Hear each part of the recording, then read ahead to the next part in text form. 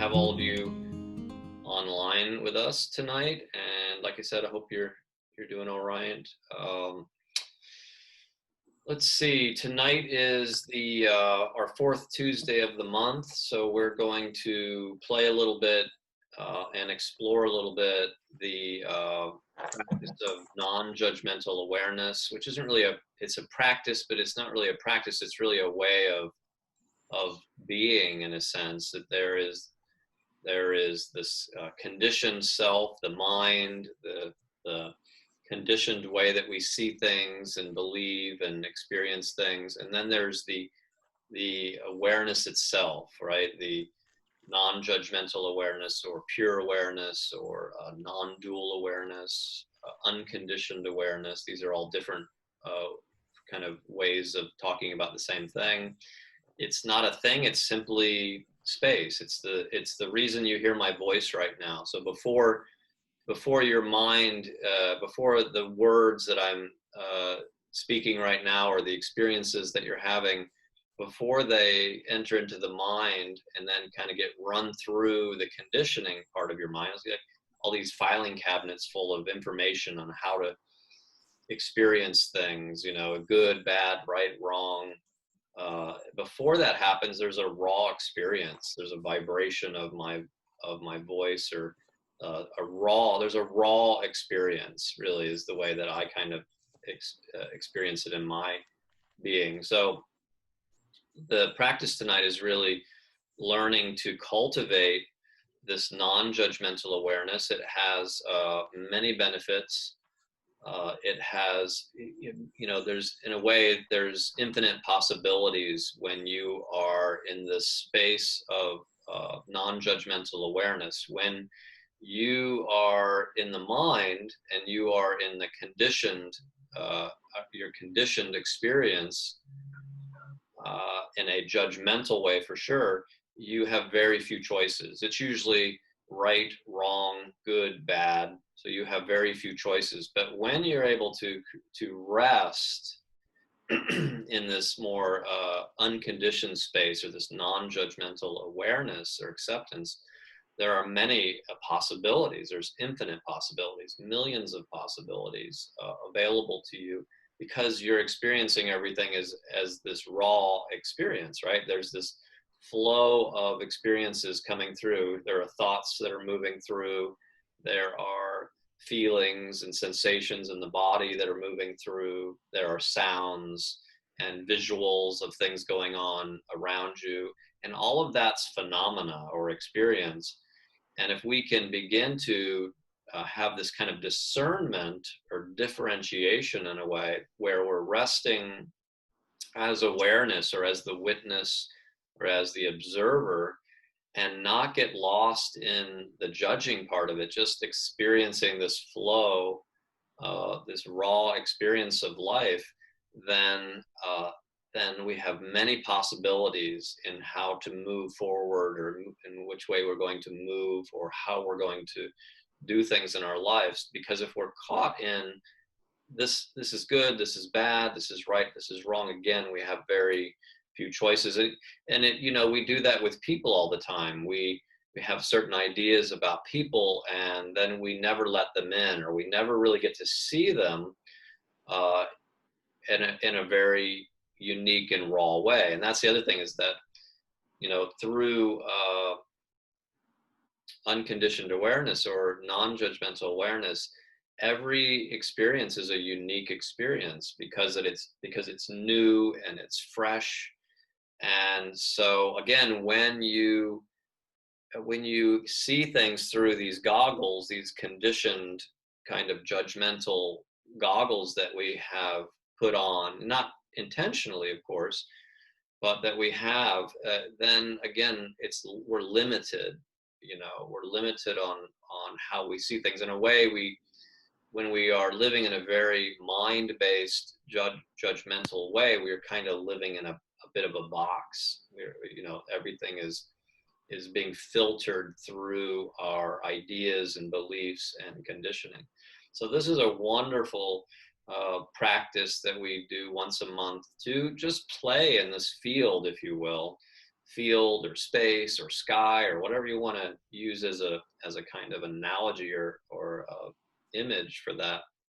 That really it's a wonderful practice to cultivate this, because it really benefits us in so many ways. Being able to, I mean, just think what it would be like to not be continually thinking and judging about everything that you're doing, everything that's happening around you, and needing it to be a certain way. That's also part of judging is acceptance, right? Being able to not need things to be different than they are all the time, right? It doesn't mean that, there's a bit of a paradox there. It doesn't mean that if you're standing in an ant pile, you just continue to stand there because you're practicing non-judgmental awareness. Or, some obvious things like, you're in a relationship that's not healthy, then of course your wisdom mind comes in and you say, you know what, this isn't healthy. I need to leave this experience. So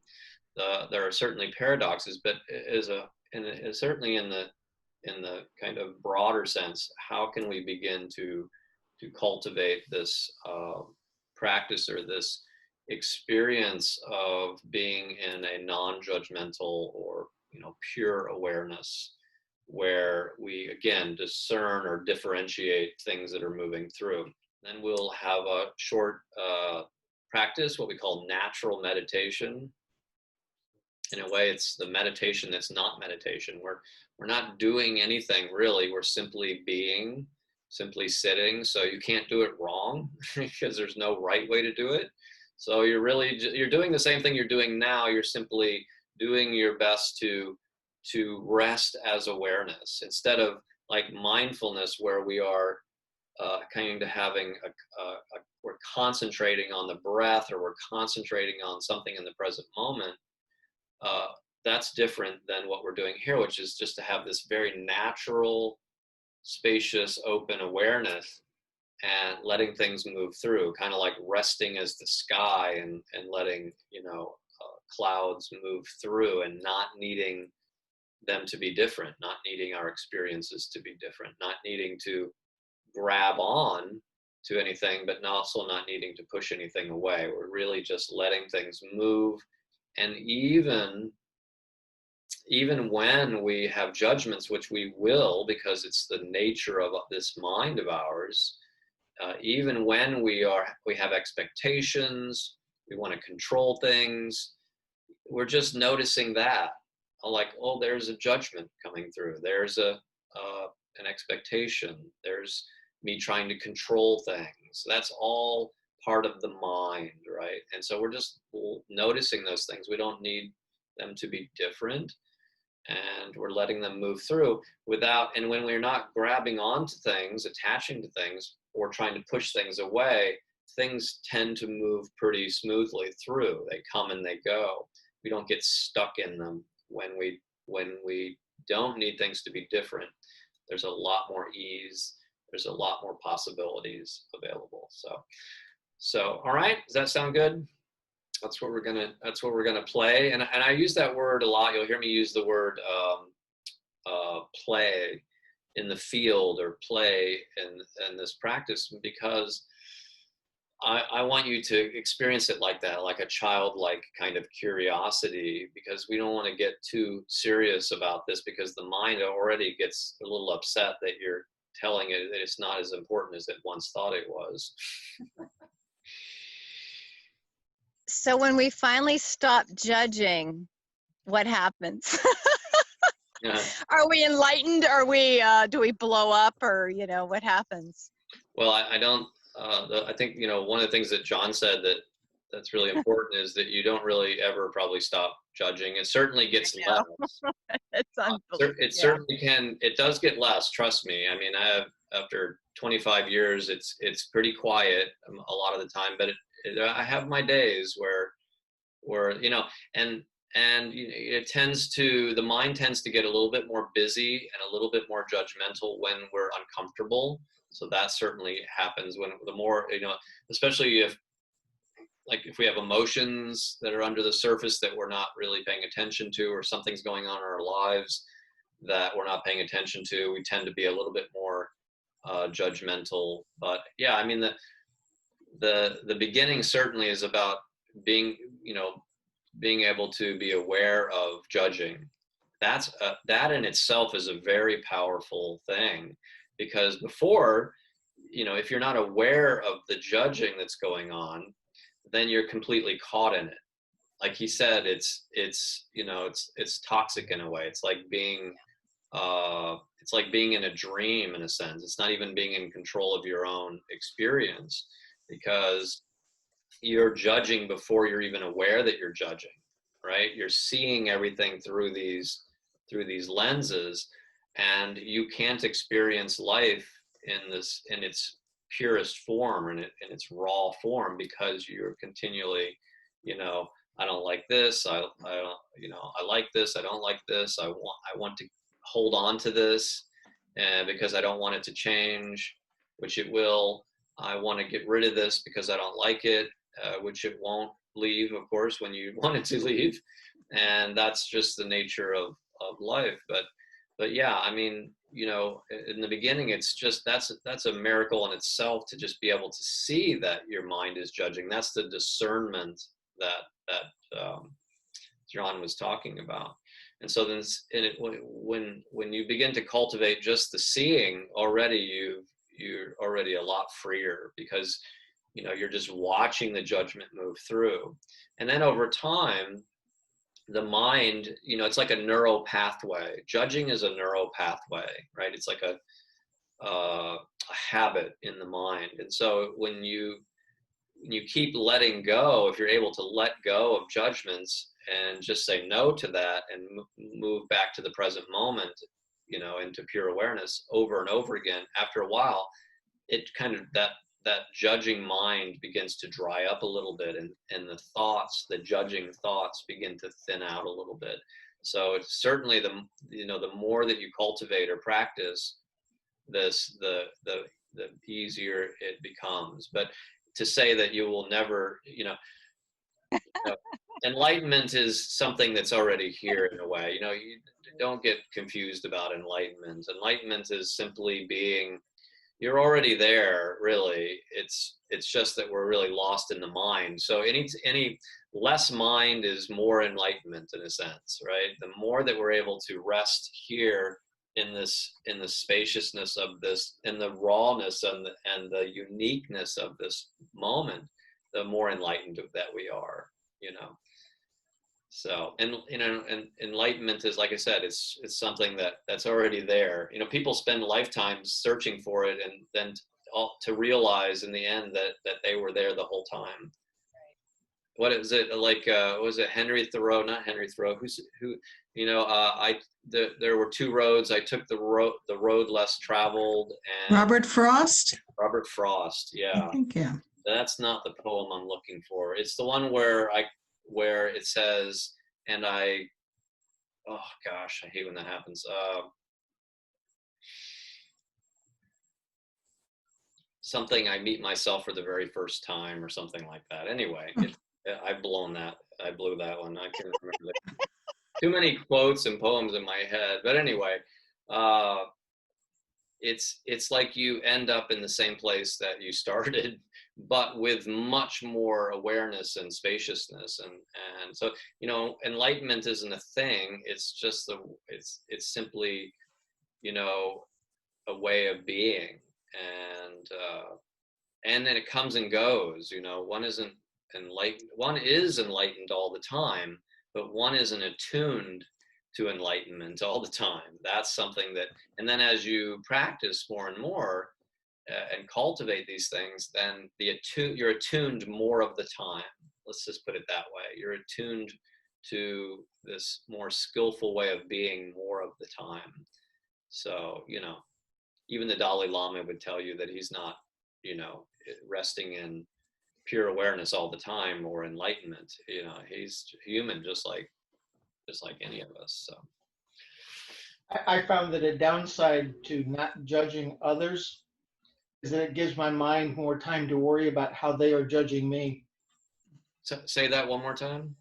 I said that the downside to not judging others Okay. gives my mind more time to worry about them judging me. Right. Well, that's a whole nother piece right there. That's still mind, right? That's the ego. That's the mind, you know, and those are certainly thoughts that you want to let go of. And how many times have you been wrong about that? That's what I always say. Like You never know. how many times has your mind been wrong about what people thought of you? I mean, no, we don't always know that, of course, but a lot of times we do. There's like, and we think that people are mad at us, and we find out they're actually not mad at us, and that's just Yeah. that's mind again. Mind is very, Yeah. tricky, and that some of that comes from, we have a very shame culture. We have a toxic shame culture, and so that's part of our conditioning. And so that in a way, when you're able to rest as awareness, the way that we're talking about in a non-judgmental way, you pretty much know that any thought like that is conditioned. It's not real, right? It's simply a thought about what's happening. It's not a reality, right? And even if it was, it doesn't really matter. You're resting in awareness. Uh, so yeah. I can see how that can be very helpful to try to be non-judgmental, because when you're dealing with certain personalities, like say some family members that are really difficult, if you think of them all one way or the other way, it doesn't help you move on with No. dealing with them. No. You just have to, I just like to say, okay, they're dealing with their own mishigas, their own stuff. Um, and just take it for what it is. So I can see how it can be very helpful. Yeah, and it's, we're entering into it's a political year, so and we want to hate people, and we want to be mad at people, and we want to be like, those people are crazy. And they have their own conditioning. That's not, when people become hateful and they become, and they're saying and doing things that are really unskillful, it's not who they are. It's their own conditioning. And if we can begin to see through that and not get caught in other people's conditioning as well, their story about you or about life, that's obviously helpful. And so again, there's this ability to step back and rest as pure awareness, and letting all these things that we're talking about right now are all mind. They're simply commercials, right? To me, I believe very little that goes on in my mind. It's mostly all commercials. And that's part of discernment. It's like, oh, there's that thought. And so I simply try to let the thoughts go through. Once in a while, like any of us, I get caught in something, but afterwards, after I've gotten caught, I look back and I say, oh, wow, that was mine for sure. I thought somebody was, it's usually someone in my family, like my wife or one of my kids or something like that. It's usually the personal relationships where somebody triggers you, or like Jim was talking about, like you think that they're thinking something about you. And then you start to feel hurt. And we were heading in a direction earlier that I was talking about, we have this toxic shame culture, and that's part of our conditioning. And that we have a bit of unworthiness, all of us. There's almost no one, I think, in this country can get out even if you had great parents and caretakers, there's just so much shame and toxic shame in the culture that it just gets in there. And so to different degrees, some of us we're born into lots of it, and it's really challenging because we just feel like people are judging us all the time. And so, but just to know that that's mind, and that's it's mind, and it's also part of being hurt or traumatized or shamed, especially when we're younger. It's a kind of feeling at the core that I'm not good enough in some way.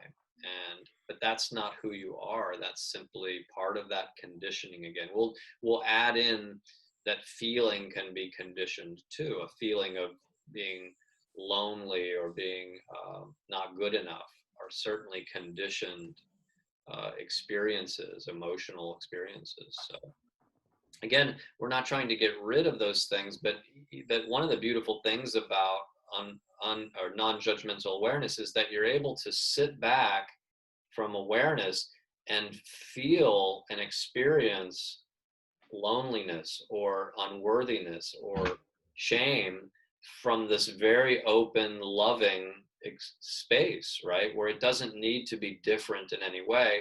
And a lot of times when I'm able to create a container like that or a space like that, the healing can really begin, instead of continually getting caught in reactivity and getting lost in there's something wrong with me.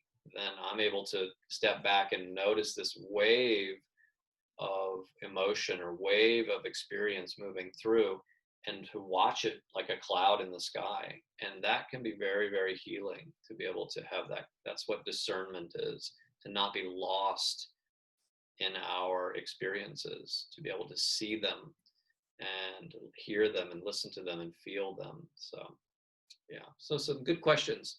So let's go ahead and we'll have more time later on after we finish our set to talk a little bit more. It's really good questions, and this is a challenging, John said it best, it's a very challenging, that's why we always say play. We're going to play in the field, because again, mind has a hard time with this, what Jim said earlier is very common for a lot of us. Like, well, if I create space and start, accepting everyone, then I'm going to get hurt.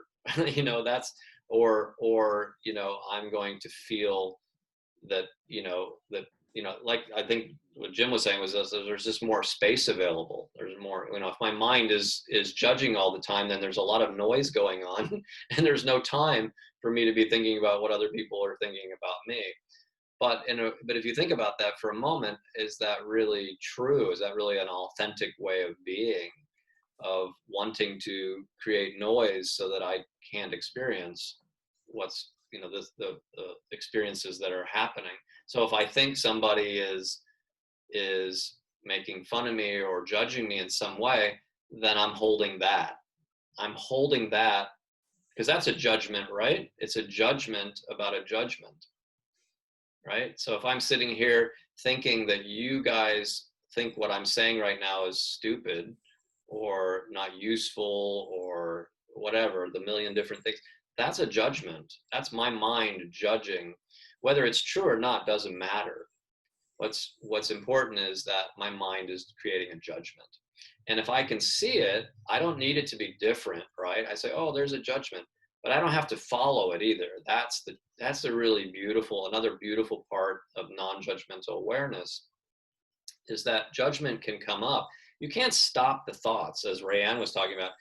How can I stop my mind from judging? Or is that enlightenment? Well, one of the beautiful things about this practice is that if you can discern or step back, you see the judgment arising, you have a choice. This is what I meant by infinite possibilities. I can choose, as I see it moving across the screen of my mind, I can choose to follow that thought or that story or that worry, or I can choose to let it go, and it comes and it just moves through in a way, like a cloud in the sky moving through. I don't get lost in it. And that's a superpower. That's amazing. Then I'm not ruminating. Then I'm not getting, triggered or becoming reactive. It's simply moving through, and there it goes. Here comes another judgment. And I know through discernment that it's my mind that's doing that. That's the beautiful thing. Then I have this experience of me being awareness itself, instead of me being all of these thoughts and experiences and emotions, right? Instead, now there's awareness, and then there's the content of awareness, right? Does that make sense? There's me as awareness and the content of awareness. A thought is content, a judgment is content, a feeling is content, a sound of my voice is content in your awareness, right? And so that's that's the practice that we're practicing, to be able to have that discernment so that we don't get so lost all the time and swept away. So, and it's not easy. So don't think that it is. Don't think that we're going to sit here for 20 minutes and do a natural meditation and you're going to wake up and you're going to be enlightened and, whoa, man, no more judgment. Wouldn't that be nice? Here's the pill. Where's my pill? It would be nice, but that's, that's why we use the word cultivation. It's a cultivating. It's like sowing the seeds, right? We plant the seeds, we water the seeds, we fertilize the seeds, we take care of them, and they produce fruit. And the fruit is the cultivation of these practices, right? Mindfulness, metta, heart practice, and natural meditation or non-judgmental awareness. These are the practices that cultivate a life that's richer and more content, right? As we said earlier, this is an opportunity to rest in this same space that we've been playing in. Yeah, Jim. To really be able to rest in this non-judgmental, unconditioned space where things don't need to be different. And within this space, everything is possible. Remember what we talked about? There's infinite possibilities. There's poetry, there's dancing, there's silence, right? There's questions, there's comments, there's observations. All is possible. Like what arises into the space? We don't know. Infinite possibilities.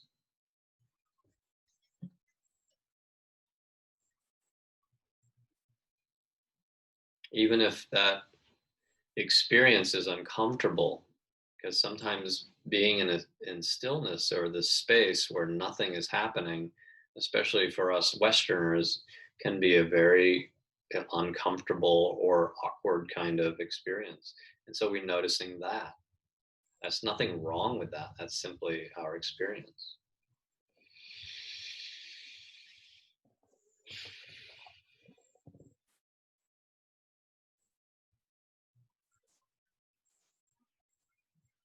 So we were just talking about how I watch my mind sometimes judging. And so it got away from me there for just a moment where my mind or I looked at my shirt and it was all bunched up and my mind said, well, you look kind of slobby. And then I immediately went like this, but I noticed the whole thing in discernment and I just let it happen. But, because I actually would like to look presentable, but that's a judgment too. But you see how that works. Like that's discernment, right? It's just noticing there's a thought that just like a little thought bubble like they have in cartoons, a little popped up. And then my body actually just started to react to that before I even had a chance to say, it's okay that my shirt's messy. So you can just see that I just let that happen. And there was just an awareness of mind doing that, right? And who knows how many 100 times a day that the mind is doing things like that. Some of them are conscious. Hopefully that would be nice. But a lot of them are unconscious. There's a lot of unconscious things that we're thinking about people and ourselves and experiences. And again, the more practice that we have with this kind of non-judgmental awareness, the more discernment, the more ability to step back and watch the clouds or the experiences move through our awareness. That's really a beautiful thing.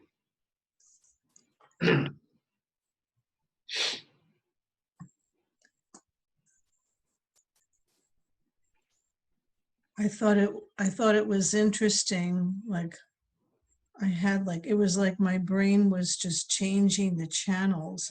I had like several thoughts just kind of pop into my mind and then they disappeared. Yeah. Jack Kornfield used to say, there's 100 channels, 99 of them are commercials, only one Discovery Channel. Yeah. Yeah.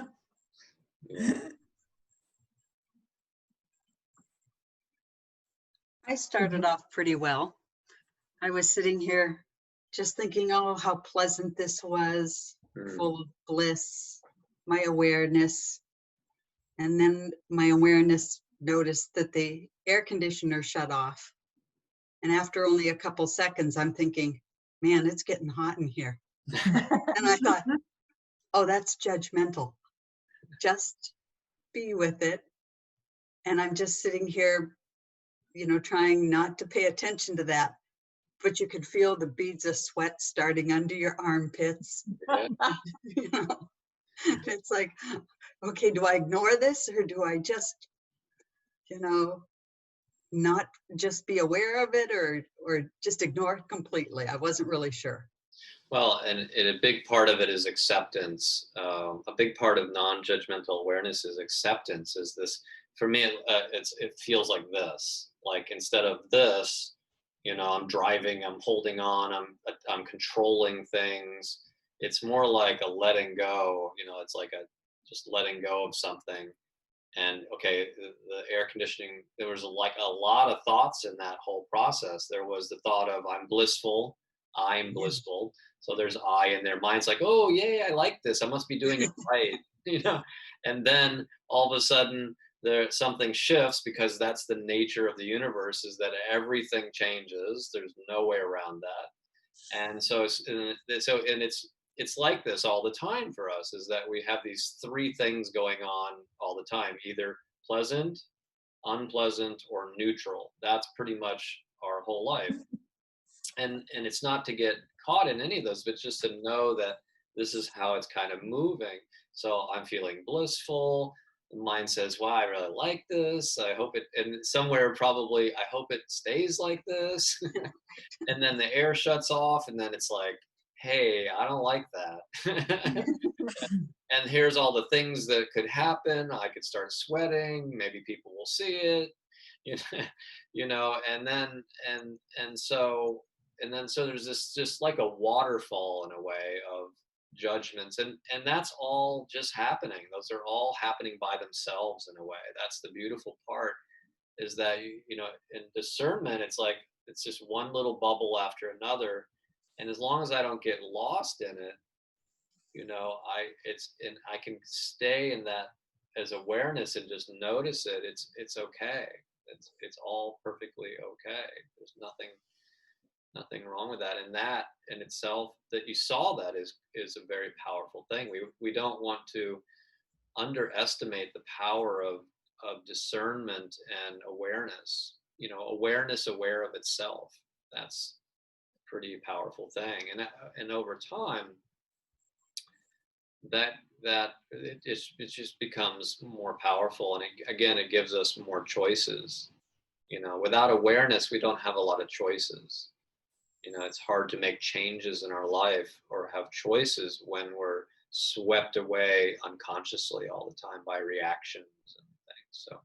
So that's a win, you know, to be able to just see the nature of mind, you know, is what you saw. Like, you know, I feel great.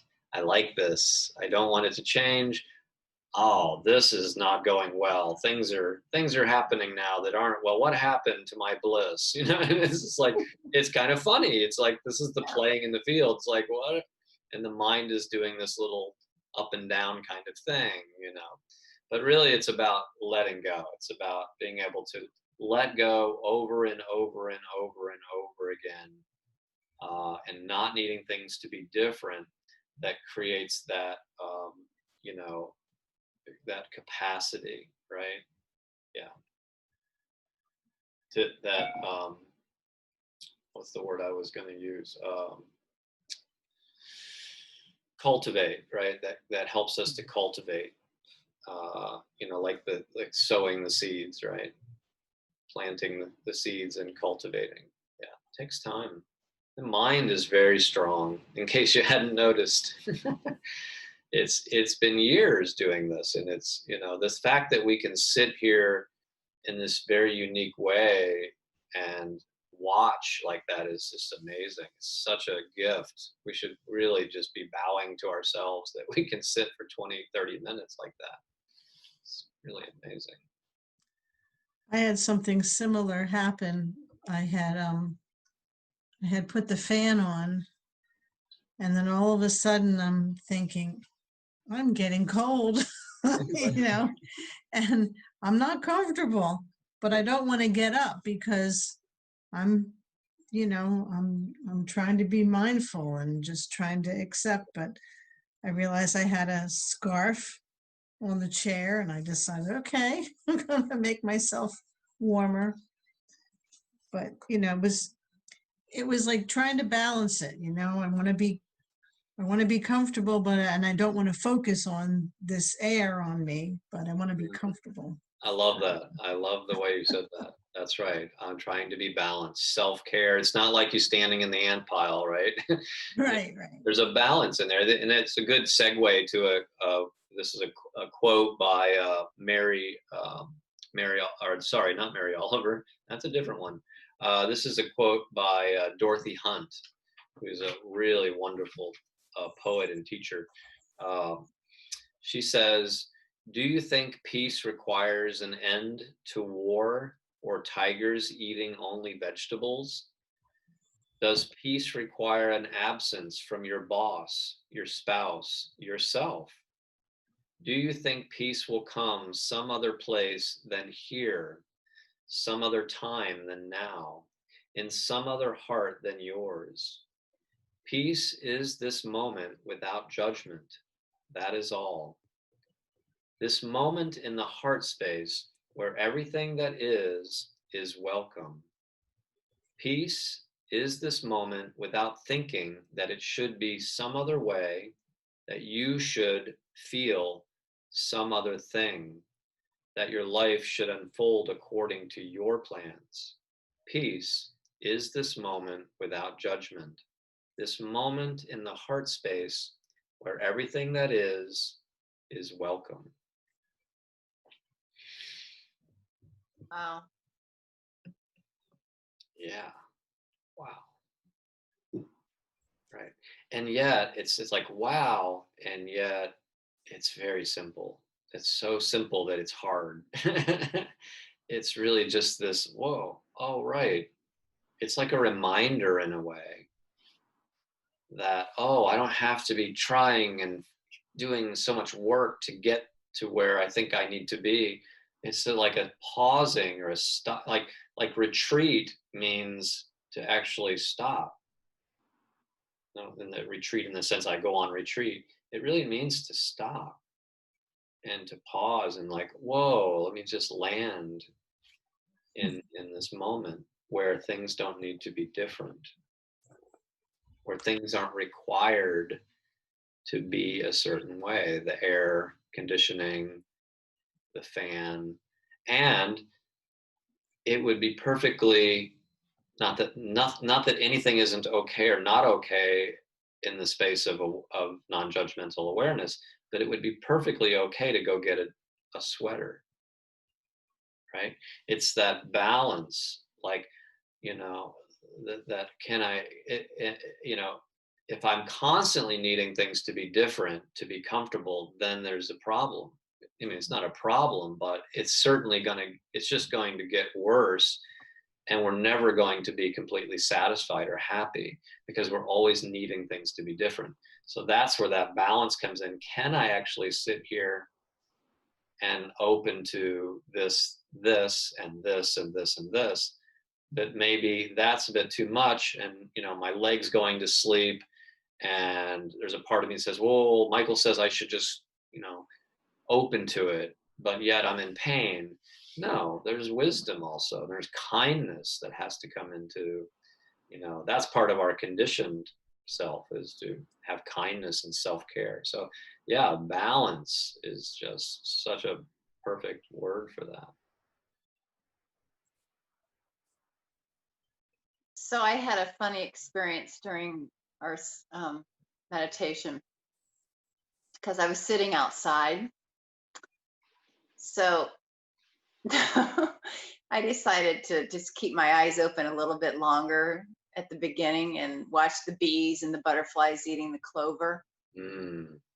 And then I see this movement and I'm like, what is that? And these like 4 or 5 black and white splotches appear, and there's a brand new family of skunk. So I'm like, who doesn't judge skunk, because I'm, really, it's like, oh my God, they're going to spray me. I better get out of here, So, it just was so funny to me. And I'm like, you've got to be kidding, that this is happening. So, but they were cute as cute could get out, but as you can see, I'm inside now. So I chose to get up and move inside. So, It's so interesting too, because when you were telling that story, my mind was judging it as, wow, that would be so amazing. I would just sit there and watch the cute little skunks come across, because I don't think I've ever seen a skunk. And so I was like, wow, that would be amazing. And so I was judging it in the complete opposite way. Like I was attached to it a little bit, like, oh, that's something nice. Whereas you're like, whoa. It's 2 different ways that the mind, judges in a way. And so, and they're both, neither one of them are wrong or right. It's just a little bubble of experience, little phenomena. Everyone's going to experience something different. That's the thing. Yeah. But and a lot of these judgments that move through have a lot to do with past experiences. You see that, right? It's like, the mind just has a filing cabinet basically full of experiences and things that were pleasant and things that were unpleasant, and it just pulls them out. When we get, we hear something or we see something or we feel something, and the mind pulls something out. It's like this. And then we get triggered in some way, or we have a judgment about it that's based on past conditioning. And again, that's just part of being human. But what we've been talking about here the whole time, and what this practice is about, is not trying to get rid of those things, but actually being able to have discernment again, to be able to watch them move through. And yes, one of the benefits could be that as I keep doing that and not getting lost in my judgments, is that eventually they start to thin out more and more, and I have a lot more stillness in my mind. It's possible, certainly. So, but that's the main intention, is really to be able to rest as awareness and let things move through, not needing them to be different, even when it is a judgment. And I think also to practice seeing with new eyes. That's always been a powerful practice of mine, is like, like I used to, for like 2 years straight, I was like Eckhart Tolle. This was many, many, many years ago. I don't know, like 15, 20 years ago. I would go sit on a park bench every single morning at the park as a practice. Now, at first I would actually do gardening, and then I would go sit on this park bench. I'd get up obviously very early in the morning to do all this. And I would just sit on the park bench and practice letting go. Like my mind would get stuck onto something, and then I would let go and come back into the bigger space, listening to birds, noticing a jet plane go over, sparkles in the water, things like that. And it was just a continual practice of letting go, not being attached to anything, whether it was pleasant or unpleasant, and just continuing to create this large open space that didn't have to move in a particular way or didn't have an agenda. There was certainly an intention to be here, but that was about it. And so, and over time, that really paid off, more and more of that, and being able to create discernment. For me, it was easier in the beginning to do it, to be in nature and notice discernment, than it was for me to sit in meditation like we're doing here. Like this came later, and it was a little bit, certainly more challenging. Like I can sit on a park bench and actually do and experience unconditioned awareness. Maybe not now, but back then for sure, it was much easier to be in nature and do that, or be somewhere like that. So I'll offer that to you as well, that you can, find some place that you love, that you feel safe in, and sit there for 15 minutes or 30 minutes a day, or if you have that kind of time, or sit in your yard if you have a beautiful yard, if you have a nice place to sit, and just notice things as they are. And then every time the mind starts to grab on or push away or starts to judge, you let go, you let it move through as part of, in a way you get that there's no difference between your thought and the singing of the bird, right? There's no difference between your thought and the cloud moving across the sky or the wind hitting your face. There's no difference. They're simply phenomena, right? It's just an experience. What's the difference between an experience inside your mind and an experience that you see, or an experience that you feel in your body, right?